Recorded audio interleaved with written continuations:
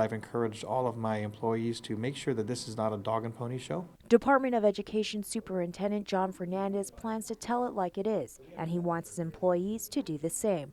On island are representatives from the U.S. Department of Education's Risk Management Services Division.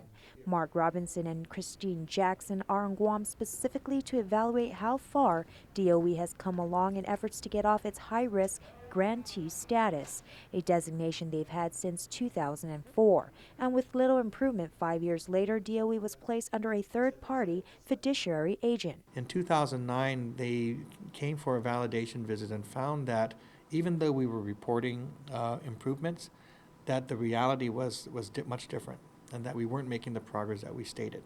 So for that reason, they felt they needed to put a third-party fiduciary agent in place to be responsible for monitoring and approving our expenditures of federal funds. Fernandez said he had his first meeting with US DOE this morning and that over the next couple of days those meetings will extend to staff and employees in DOE Central and in the schools. This is an opportunity to show the Department of Education what we've been doing over the past couple of years, what we've learned, what we are continuing to implement, and then challenges ahead that they need their help to resolve. Assistance particularly in what Fernandez calls trouble spots, such as persistent challenges in the business office, procurement, and other areas related to fixed assets.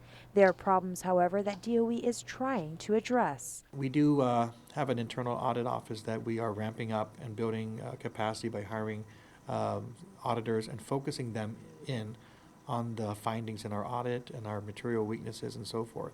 So I think if we also push that office to really do the monitoring and the self-policing that we need, we'll no longer need a third party to do that for us. Fernandez is aggressively moving to get DOE off the high-risk grantee status in the coming year. As for the team from US DOE, they will be on Guam through July 9th. Reporting for Guam's News Network, I'm Jolene Toves.